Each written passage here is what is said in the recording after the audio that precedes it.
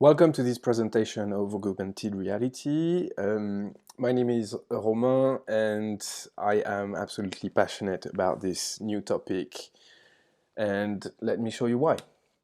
So for those of you who don't know augmented reality, it's basically a technology that will superimpose a computer generated image on a user's view of the real world, thus providing a composite view, which is basically this dinosaur in a shopping center somewhere in, I'm not sure where actually. Anyway, but yeah, this is what we are trying to achieve with when we do augmented reality. Now there are plenty of use cases, and I'm going to cover quite a few today. But first, I would like to cover a little bit of history to really make you understand where we are right now in terms of technology. So, we are in the fourth industrial revolution right now. And so where did it all start? The first revolution basically was it was basically the steam, right? So trains, etc. The second one was more about electricity. The third was about um, IT and electronics, and the fourth is more something to do with the Internet of Things, etc. And so we are right now in the fourth industrial revolution, which started about in the 90s, and so we've seen the rise of the internet, the social media, so Facebook, Twitter, etc. didn't really exist before, or not at all actually. Um, we can now store everything in clouds, and we've seen companies like Uber, etc., emerge, and we're going towards uh, a more autonomous era. If you want to know more about all of these and why the fourth transformation is very important, I do recommend The Fourth Transformation as a book. It will blow you away with everything that's going to happen in the next 5 years, pretty much. Right, so where did it all start? So it started there, and that was the IBM mainframe, so about 100 years ago already, actually. And you may have seen The Imitation Game, which is a movie that really explains how Alan Turing came up with the first computer, really. And so this is what it looked in real life. And if you wanted to be a developer, this is what you would have to do to code. So you would have to punch to basically to make some holes in those cards and then feed that into those big machines. And the computing power of these, as you can imagine, was actually very, very tiny compared to what we have today. Anyway, so that was ripe for a first transformation, which looks like this. Your computer has not gone weird. This is the slide I want to show you. So yeah, we basically had some text onto a screen, and then it got a little bit more refined, and they added some more colors, etc. But this was ripe for a second transformation, which Apple brought with the mouse, the keyboard, and the first GUI, so the first graphical user interface. And that was a big thing because it meant that we now had a desktop where we could drag and drop files, which is a lot more natural for human beings. So Windows has done really well, obviously, with their first GUI, etc. So Microsoft Windows has been leading, I guess, for a number of years. And this was all great, but there has been a third transformation, which has once again been brought by Apple, and that was the age of the smartphone. So This is already 10 years old. The first iPhone was released 10 years ago. We've obviously seen the iPhone 10, so 10 years later. Um, but yeah, the main difference really was that you could now take your emails, your photos, etc. on the go. And this little device that we now use and all day, all day long, I think it's something like 6 hours a day. Um, yeah, we can't live without those things now. And something that's very important as well to mention is that we have had some changes in gestures. So the first iPhone brought what we have now, and that we think is very natural for us, but pinch and zoom or scrolling on a screen, that was actually very new, and this has been leading the emergence of this technology. And obviously, we've had since thousands and thousands and thousands of apps on the App Store. Uh, Two of those which are Uber and Airbnb. So now we have some billion-dollar industries that have been completely disrupted. So taxis and hotels. And that's what technology does, right? It will just disrupt what the status quo is. And we are now entering or already 1 foot in this fourth transformation. So this is basically today. And we have artificial intelligence, VR, and AR. And Pokemon Go has been very, very successful. And as you can see, over 1 billion downloads and lots of revenue, etc., etc. I'm not going to go into depth because I'm sure you know very well that Pokemon Go has been really successful. But nothing there hasn't really been an app that um, has disrupted the mobile market as much since. And this is over a year old already. So we we are ripe for even more disruption now. There's something that I want to bring to your attention as well, which is the fact that AR could be the eighth mass medium. And this would be after, so the first mass medium would have been print, then recording, so audio, then the cinema, which brought some moving images, and the radio, so the fact that you could broadcast sounds, that was actually quite huge at the time, and then broadcasting images with the TV, and then the internet and computers, and finally the seventh mass medium is mobile. And when you think about it, we are still using all of these right now. But this guy, Tommy Honen, has a really good TED Talk that's, I think, already 4 or 5 years old, actually. But this guy was already showing the IKEA, actually 2012. So you see that's 6 years ago already. And he was already convinced that augmented reality would become the eighth mass medium. And this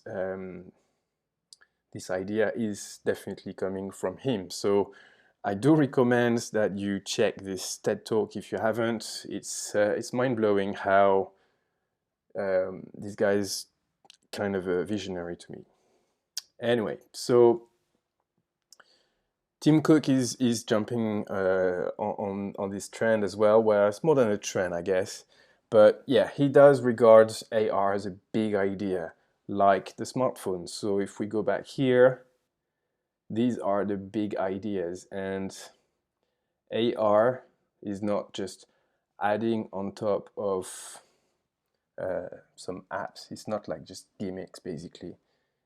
AR is a big idea, like the smartphone, and that's why Tim Cook is really convinced that this is really big, this is huge. And as he said, so he's very excited because of the things that could be done and that could improve a lot of lives and entertaining as well. So it's not really a product, it's a core technology, just, as we've seen with the last 7 mass mediums. Right. So Apple released ARKit about a year ago now, so I'm recording this at the end of March 2018. And when ARKit was launched in September 17, well, it was straight away the largest platform, the largest AR platform in the world, because, well, there are already 200 million devices that can run ARKit.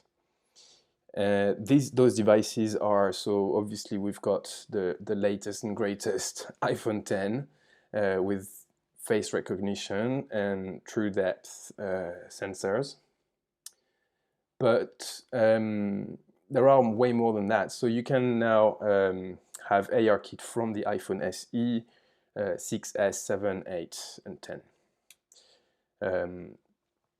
I forgot to mention here, but obviously there are lots of iPads, and Apple just announced a new iPad for education as well. That's going to be $300, and that is also compatible with AR. So all the iPads, I think from 2017 up, are all compatible with ARKit as well.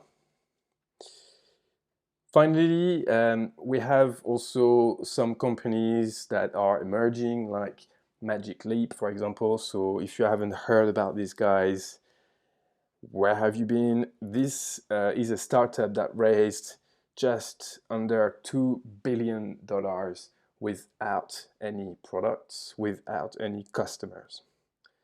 Really, really big thing. So they probably started there. And if you think these glasses are ugly, yeah, this is where all the sensors and everything they had to put started to look like this first, and then yeah, they've made this a lot more compact. But as you can see, you also have to have some kind of a Discman or something like this on your belt.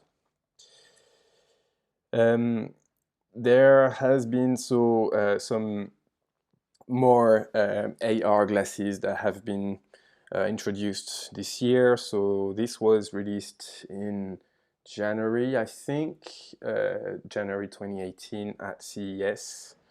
And they're basically adding AR into the real world.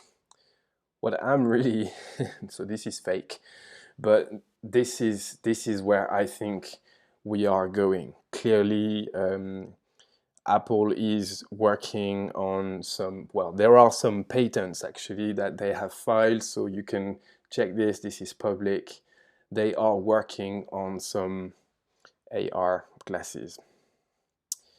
Now, there's a big thing about user experience, and you may have seen something like this that is called Hyper Reality, which is a video on YouTube by Mr. Matsuda, I think. And this really is showing how this could go really wrong. This is kind of a nightmare future where everything everywhere is an advert, and you cannot avoid to get bombarded with offers, etc. And you actually, well, watch the video, try and find Hyper Reality on YouTube, and you'll see what I hope we will never reach.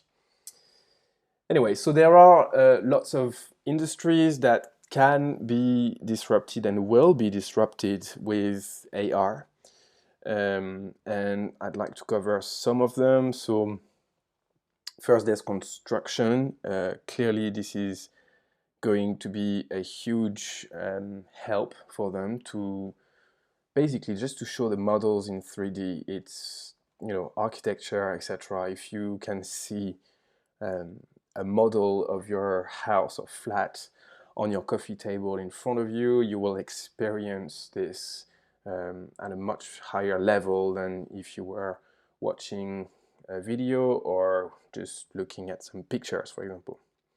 It won't replace the visit, but you will save a lot of time by just, opening your iPad or mobile phone and the app to look around, basically. Education is going to be really big as well for AR. So we have seen a few apps already. So solar systems, for example, it's incredible to see the planets floating around in your flat. I do recommend to check them out. I've actually made one myself. Um, it's really big. It makes people understand, and I think that's the key finding here is that people will experience um, those apps and understand how the world works, etc., around them. You may also have seen this cute little frog at Apple's last event, the education event that was on 27th of March. But yeah, so I can't. I think it was CNET who said, "Buy an iPad, save a frog." So yeah, basically we can now get more done. You can dissect this frog 10 times in a row if you want, without killing any frog. And I think that's really good for the world of frogs. Navigation is going to be a big one as well. So this is in London. Well, actually, there's quite a lot of advertising there as well, but you can see where to go to Bethnal Green, Whitechapel. So you can see the directions. On the floor, you can see also where the north is, where is Hackney, Central, etc., and have some kind of a map as well in the top left corner to understand a little bit better where you are. And this is coming, guys. This is not so far away, actually. Next, automotive. So yeah, quite a lot to do there as well, where I think BMW have, I think this is a BMW. Anyway, so yeah, there's, you can check what your future car is going to look like. You can customize the color, the wheels, everything you want. Go and have a look inside. Put this on in your garage and see how it looks. Is it going to fit or not? And one last that I want to show you is medical, and I think this is going to be quite big as well when doctors can see exactly where the bone is or the liver, etc. That will make them a lot more accurate and remove some of the guesswork, obviously, when you can see through the patient and see exactly where the different organs, etc., are. It's going to be very, very helpful. Okay, so I now want to give you a brief overview of the augmented reality market.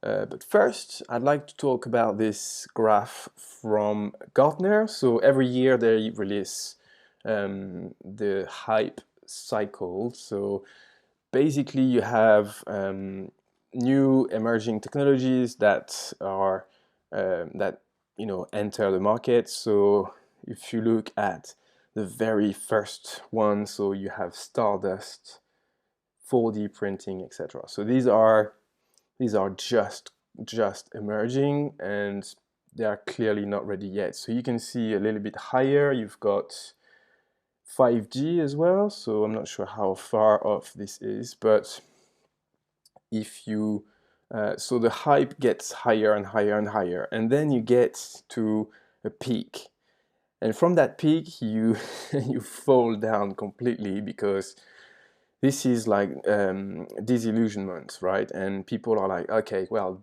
I thought this was going to be great, but actually there are quite a few barriers there, and the technology is not ready, etc., etc. But as you can see, augmented reality has just um, finished its period of disillusionment, and we are now about to enter something that for the next 5 to 10 years is going to grow exponentially. And there are lots of figures out there, but this is from Statista, and they have some really big numbers, and it doesn't matter which numbers you look at from whichever company that does stats. All of them are saying that AR is going to be absolutely massive. And if you see that, well, you are here, so 2018 still quite small. In the next couple 3-4 years, it's going to get absolutely huge. So this is the end of this presentation. I hope that it was useful and that you learned a couple things. If you want to get in touch with me, you can follow me on Twitter at LondonRom, and if you want to send me an email, feel free. It's romain@ubcolor.com. All right, take care and see you soon.